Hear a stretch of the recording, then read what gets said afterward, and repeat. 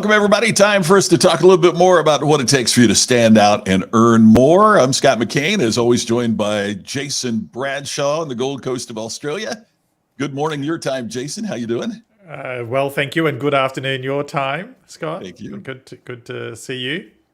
Thank you. Same here. Uh, we have tended to wait until the end of our conversation to talk about it. But how about if today, for those that are just joining us, uh, we mentioned that coming up next week, we have the Stand Out, Earn More Live program. And so that is going to be very exciting. And Jason, if you will talk about it for a minute, I'm getting a message that we're having trouble streaming to your restream. Yes, you are indeed having troubles. It's not coming through on my end, Okay. but not to worry. The next week we won't be having the Yeah, challenge. We'll be on a different platform. exactly right. The Stand Out Earn More workshop is delivered over 3 days, 3 hours each day, December 15, 16, and 17 US Pacific time, 1 p.m. to 4 p.m. And in Australia, that's Australian Eastern Daylight Savings Time, December 16, 17, 18, 8 a.m. to 11 a.m. There's some bonus time if you're part of the VIP program, but US Pacific, 15, 16, and 17 December from 1 a.m. to 4 p.m., the Stand Out Earn More workshop, where you will learn how to create, or I should say generate, repeat and referral business without discounting. And if you were listening yesterday, you'll understand just how important that is in terms of growing your business. So learn how to generate repeat and referral business without discounting. You'll learn how to attract and retain great employees without increasing your overheads. And that also works for your contractors, your freelancers, those people that you trust with serving your customers. And then we'll wrap the whole program up with a nice bow to help you stand out from the competition without the gimmicks. And we all know how easy it is to stand out if you use gimmicks, but they don't last, they don't generate loyalty, and we're going to show you how to stand out from your competition so that you can truly build a distinctive business, so that you can earn more money, earn more credibility. Earn more can be many things. It doesn't have to be just money, but certainly that will be one of the byproducts of attending the Stand Out Earn More live workshop. You can register right now. Go to standoutearnmore.live. Registration is free, but you do have the option to upgrade for $87 to the VIP program, which gives you all of the recordings for 90 days and a bonus 1 hour Q&A session with hot seats at the end of each day, turning it into a phenomenal event and the guaranteed way to make sure you can move fast and get ready to have a great business, a bigger business in 2023. You know, Jason, one of the things that strikes me is there's so many things in today's world that carry risk. You know, that if you, there's a football coach, Bruce Arians here in the States, American football, who says, no risk it, no biscuit. In other words, there's got to be some risk to get some reward. That is not the case with this program. It is absolutely free to sign up. We'd love to have you there. And there's no obligation. As Jason mentioned, there is the opportunity to upgrade to VIP to get some extra bonuses. But the program itself and the content itself is absolutely free. So we'd love for you to join us next week. There's a lot of great information that's going to be coming your way. And Jason, we've got and the website is crawling across the bottom of your screen right now. Standoutearnmore.live, as Jason mentioned. So, Jason, I think this is one of the really, really difficult, challenging, and important issues. And I know we'll be covering this in greater depth when we're together for the program, but it's certainly an issue that is worth bringing up now. And that is, who's your ideal customer? And how do you define that? And what happens when you do define that? I think the other aspect that's really challenging is that many of us in small business want to appeal to everybody. We think that if we cast a very broad net, then we have a greater opportunity to close a deal, to close a sale, to make something happen. And my experience has been that's not true. But I'm really interested, based on your vast corporate experience, is that an issue that small businesses and solopreneurs should be concerned about as well? Well, I think it represents a great opportunity for small businesses, for entrepreneurs to differentiate themselves. You think about, when I was the chief marketing officer for Volkswagen Group Australia, every single week there would be pressure on me to spend money to talk to everybody. Now, the reality is not everyone that drives a car could afford to buy a car that the Volkswagen Group sold. And that's perfectly okay. Now, there's also customers that could probably buy the entire fleet of cars, but Yeah. never would. Yeah. Yet, because, it's a global company, massive brand recognition for good and not so good reasons, there's always pressure to do these general campaigns. And I mentioned earlier in the week that businesses, large corporates, really struggle with understanding their return on investment, because a lot of the time you say, oh yes, but it helps people know the brand.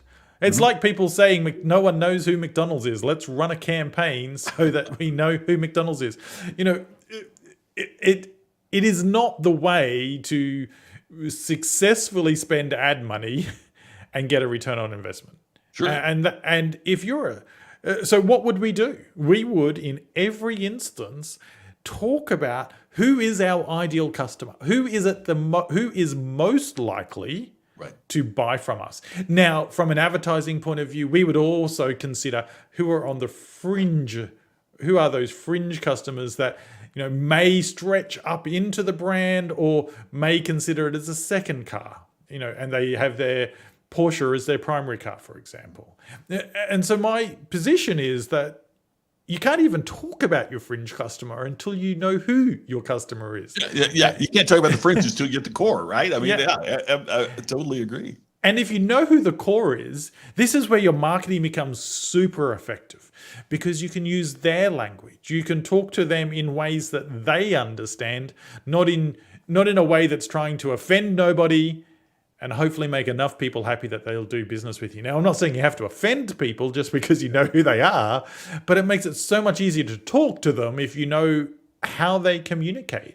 It's no good talking to a customer about white glove service if they don't know what that term means. Yeah. Right?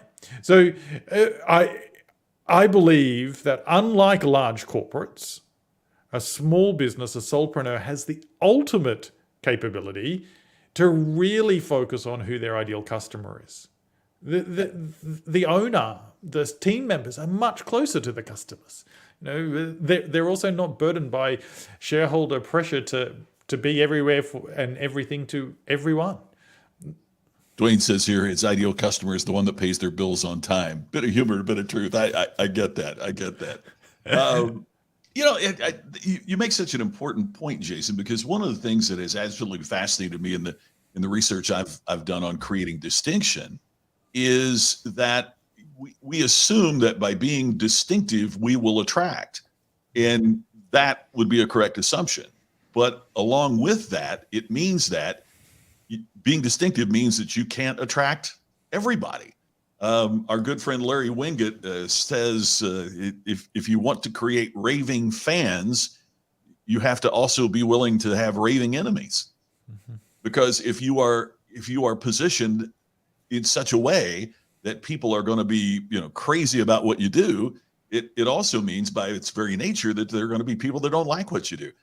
That's really hard for an entrepreneur. It's really hard for a small business to think, well, we're going to turn these people away, or we're not going to appeal to this kind of group. But it becomes a great conundrum, I think, because we get businesses that are studying their competition, imitating their competition, and trying to be as vanilla as possible so that they don't turn away anybody. And in the end, they just become adrift in that sea of sameness. They are a commodity. They are, not indistinguishable from the competition. Joe Calloway, our friend, just chimed in. Your advice to know your ideal customer is spot on. The wrong customer can drain you in many ways. We need to talk about that, Jason. Joe makes an excellent point, is just the energy that it takes to serve the wrong customer. The ideal customer is likely to become a lifetime customer and will send others your way. Joe, that is as always so spot on. Jason, can you give us from your experience maybe an example, maybe with your organizations in the past, maybe not, organizations that you've seen that have spent a lot of energy, other resources going after the wrong customer? Well, Tough question. it is. Where do you start? Think about a Motel 6. There's a reason Motel 6 doesn't advertise in the first class lounge, in the Admiral's Lounge, at the Delta First Lounge, because those customers, when they turn up, do they get a bed? Yes. Every hotel room hopefully gives you that. Do you get a bathroom? Yes. Like, it ticks the foundations of what a hotel stay will have.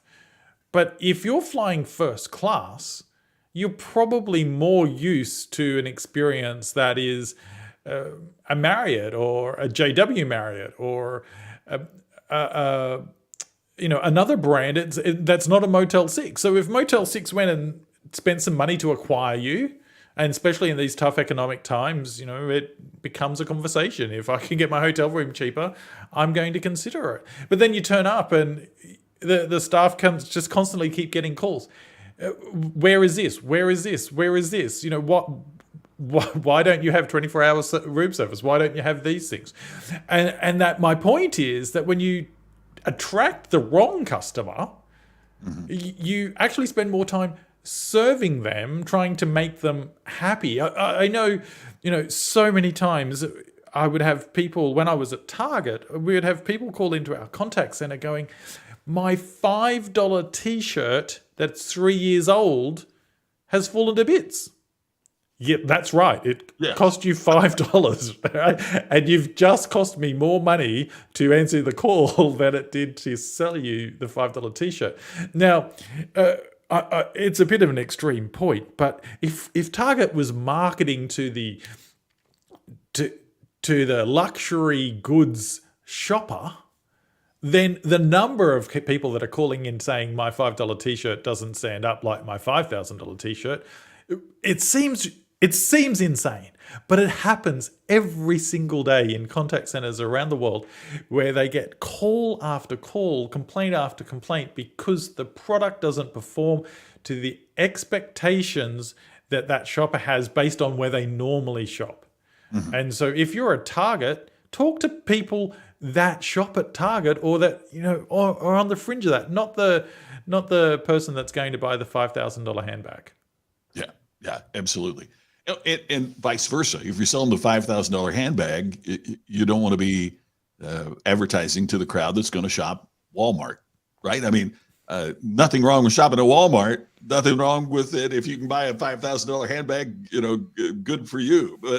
But it's so true that the marketing messages are different, and the level, and that's become a particular challenge, I think, for a lot of businesses, is the expectation level of customers continues to go up. It's the old line about no good deed goes unpunished, right? We serve our customers. My great friend, Dr. Michael LaBeouf, wrote a book called Greatest Management Principle, GMP, Greatest Management Principle. It was since retitled Getting Results, but I like the previous title better. And here's the greatest management principle in the world, according to my friend, and I agree. Behavior rewarded is behavior repeated. The problem is we don't examine the behaviors that we are rewarding. Therefore, we get behavior that we don't anticipate. For example, to use your example, Jason, what part of what happens is that we do a great job for our customers. We serve them. They're buying a $5 t-shirt, but we give them $100 service. Well, what happens is that's where we start the next service with them. They have now come to expect that. They will elevate their expectations, and we're going, wait a minute, we treated you great that time. Then don't you understand? No, they don't understand. They don't care. They got this great level of service, and now they expect it to continue. And it really creates challenges. So part of what we have to do, I think it's part of why identifying our ideal customer is so significant, because we will know how to reward them to get more of the behavior that we desire. Whereas if we give these kinds of rewards, it's funny.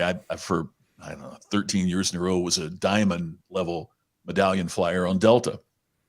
And it got to where at the last quarter of the year, I would fly from Indianapolis to Chicago to go to Atlanta to connect to Orlando so I could get the number of segments so I could keep that level of service. So the customers will respond when we set the bar and reward them for attaining that.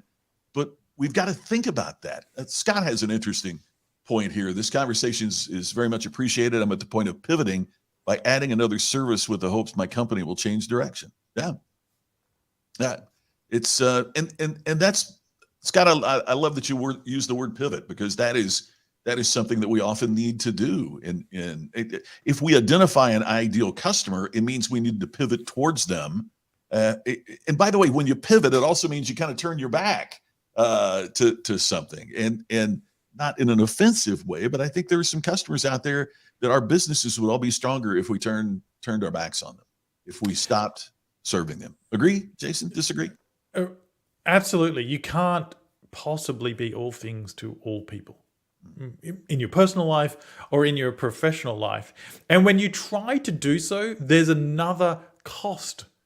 It's not, I mentioned the cost of the call center, spending money serving the customer, that expectation doesn't match the reality. And that's because the marketing message got them in. But the other cost is the cost on the employee, who has to sit there day in, day out and take the negativity, take the abuse, to the contact center manager that is like, oh, no matter what, I've got to hit this KPI and this KPI and this KPI. We create these challenges for our employees, and the more challenges that we create for our employees, the harder it is for them to stay on purpose and to deliver the experience that we actually want to be famous for. Southwest Airlines is well, they don't operate in Australia, and I know who they are, and I knew who they were before I'd ever gone to America, because they are interesting, everywhere used as an example of how to do business differently with the customer at the heart of what they do.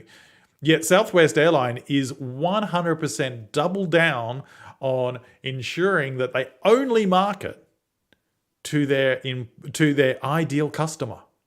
And by doing so, their employees are focused on delivering an experience that matches their marketing, and one that uplifts everybody as opposed to brings stress and new challenges. And I often joke that the problem with Southwest being so good at what they've done, the only airline in American history to be profitable every single year.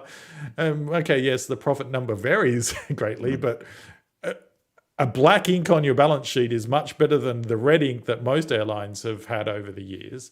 One of the challenges of being so good is that they're always held up as these case studies. And so you have people like me, land into LA, fortunate enough to be in a lay flat bed, get off my flight in LA, go through customs, go, I would need to try this Southwest thing, and go, what do you mean you don't have an assigned seat? Right? And they're like, but we didn't market to you. We weren't trying to get you as a customer. We were trying to get the people that love us to come back to us. And there are very loyal Southwest customers. I don't think anyone in Southwest's marketing team, in their customer teams going, who's our customer? How do I get more customers to talk about us? They do it in droves. And they do it in droves because they know who they're serving. And they deliver on their promises. And they make an experience that is worthy of remark. I think Andy saw my last boarding pass on Southwest C40. That's Andy, you nailed it. That's so true. Yes, that tends to be. That's one of the problems I have when I fly Southwest is I keep forgetting that the sooner I check in, the better number that I get, the number of seat, that I get. And so, yeah, I've ended up C40 where you're in the middle seat in the back row. But, it's interesting. One of the challenges that Southwest is experiencing now that I'm reading about and have experienced personally is as they have grown so dramatically and grown, when Herb Kelleher was running, it was very dragged his feet quite a bit about expanding in new markets. It was a big deal when Southwest came into a market. They've expanded so much that how do you maintain the organizational culture when you've so rapidly expanded your operations and your number of employees and everything else that goes along with that? It's a very interesting challenge for Southwest. And as you continue to promote from within, who are you promoting? There was an article recently about how one of the things that Southwest had done is promote operations people who are concerned about getting the plane from point A to point B, who might be overlooking some of the important aspects of that customer experience that's so different, so unique, and so what they're known for. So this whole process we're talking about today never stops. It's not something that you've done. It's something you continue to work on, something you continue to do. And yeah, Andy, that has been the get to know you seat has been the one. As I wrote in a book, I trapped between the most recent penitentiary parolee and evidently a retired sumo wrestler is typically my my seatmates when I'm in the middle seat. Ted says it exactly right. Ted summarizes it perfectly. Trying to please everyone makes you distinctive to no one. And it's so true. It's really interesting because when we talk about some of the distinctive performers out there, whether it's an actor, a musical group, whatever it might be, the ones, I know people that are just tired of Tom Hanks. That is absolutely, I can't wrap my head around that because I think he's extraordinary. But even people that we think, oh, everybody likes him. No, it's not true. I know someone very well who thinks the Beatles were just terrible. I don't get that. But to Ted's point, the more people you try to please, the less distinctive that you are in the marketplace, which means the less attractive that you are in the marketplace.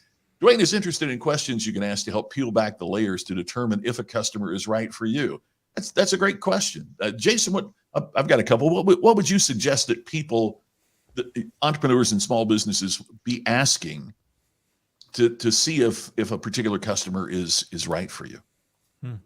Well, one of the questions to ask is, what is their primary challenge? What are the problems that they face the most often? And I say that because your product, whether it be a physical good or a service, should be trying to solve problems, to add value, to enrich someone's life.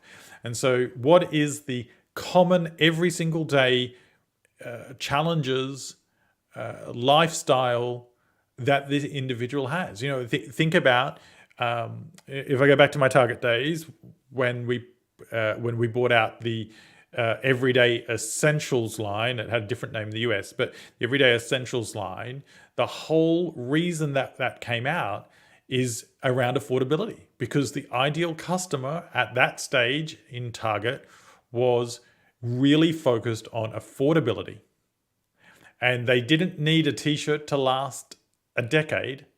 They needed a t-shirt to last the child's growth spurt, that 6 months, that 3 months, that year. And they were talking to the university student that was going off to college for the first time and setting up their dorm room and wanted a toaster, or it's they're probably on their first part-time job. They're not going to spend $500 on that nice stainless steel model. They want the $5, $10 one that's going to do the job. Sure. And doesn't matter if it breaks down in 3 years' time, because they're probably going to throw it away anyway. And so what is the average day of your customer doing? And then see if there's a community you can serve there. That is, what is their average day and what is their challenges? They're the two questions I would start with. I love that. I love that. That's that was going to be my point as well. We're on the same track about what are the problems that they need to get solved.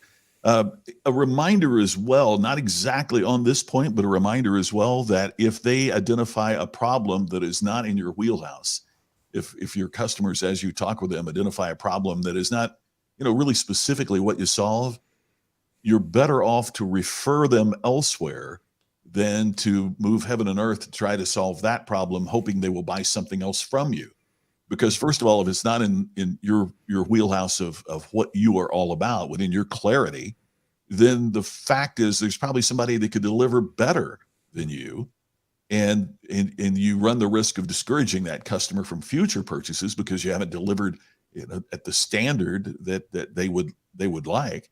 But the second thing is, when you refer someone else, when you say, that isn't exactly what we do, so let me refer you to someone that this is right, perfectly perfect fit for their skills and their abilities. The trust that you gain from that means that when that customer is looking for what you do, they think of you first, because you have gained such a reservoir of goodwill with that customer, that you've proven that you're trustworthy. If you'll say no to what you don't do, then when you say yes to what you will, the customer has a deep and abiding faith that you're going to be able to perform, because you know what you do and you were willing to send them elsewhere for what you don't do. Mm. And Scott, there's some really easy examples to go to where that has led to companies being famous, for sending customers away, but for all the right reasons. And Zappos, which Tony Hsieh, rest in peace, Tony. But Tony, founded that, or was an early investor in that business, and ultimately its leader. He focused his team members on doing what it takes to serve your customers, because that will build loyalty. I remember sending a tweet to the Zappos team saying, "I'm coming to Las Vegas. Where should I stay?" Now, if you don't know who Zappos is, I'd be shocked. But they're a shoe retailer originally, and here I am asking them about where to stay. Now, that not only did they respond, they gave me multiple suggestions and offered a whole range of choice. But in their wheelhouse, which is selling shoes, I reached out to them and said, "I want to buy a particular shoe. I'm going to get it shipped to my hotel room."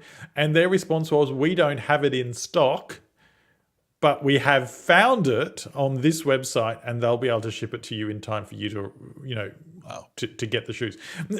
Not only are they recommending people for things that they don't sell, they're recommending to people, their competitors, when they can't deliver on their promise. Now, that's going to the next level, and it's a very, it's more advanced than it sounds. But the reality is, when I'm hungry and thirsty, Coca-Cola doesn't try to make me the food as well, right? They leave that to someone else because they want to be famous for, having the most refreshing drinks out there. You in your business can be the Coca-Cola of your industry, the Zappos of your industry, by focusing on delivering immense value in what you do best and helping people find their way to those auxiliary services that they may also need. Samuel has it right. Service is actually caring about people, caring about customers, caring about their results, caring about what they can achieve and attain because of your products or services. Samuel's spot on. It's exactly right, and that comes from caring employees, and caring employees are created by entrepreneurs and business leaders that care about their team. So all of that, fits in. Well, Jason, we're about out of time. The question I would ask, and it's similar to the one that Dwayne asked just a little bit ago. If there were, let's say I'm in the position where I'm trying to sell to the world, and I've heard the conversation that you and I have had, and so now I'm going to determine my ideal customer. Could you give me some steps, some ideas of how I get started to narrow it down to my ideal customer? You mentioned about problems earlier. Maybe that's the first step. Well, I would say the very first step would be to register for Stand Out, Earn More, Yes. the online workshop. But I'm somewhat trying to make a joke. And you should register if you haven't already. But the reality is that if you want to know who your ideal customer is, get 50 people that buy your competitors' products in a room and ask them questions. And if you want to really double down on getting clarity around who buys your product or who might buy your product, get 50 random people that have never bought your product, and if possible your competitor's product, and ask them why they don't buy it. Because sometimes getting clarity around why people won't buy your product unlocks who your ideal customer is. That's a great point. It's really interesting how many organizations I've worked for, and I'll ask them some kind of question about what's the goal of the organization, what is the overriding purpose, and more times than I can count, the response has been, we want to exceed customer expectations. So then I ask, okay, so what do your customers expect? And they will say, well, we believe our customer. And my response is always, no, what's the data? How many customers have you asked this of? How many of your competitors' customers have you asked that question? You can't exceed an expectation of which you are unaware. And what we have to do is exactly what you said, Jason. We've got to be talking to our customers. We've got to be talking to those who've chosen to buy elsewhere. We've got to have these ongoing communications because it's the only way that we're going to be able to determine how we target our ideal customer in a way that's cost effective and gives us the return on investment that we desire. I want us to close. I'm going to ask you for a last thought in just a second, but I want to echo what you were saying about our free program next week. We are going to be conducting a workshop on next Thursday, Friday, and Saturday.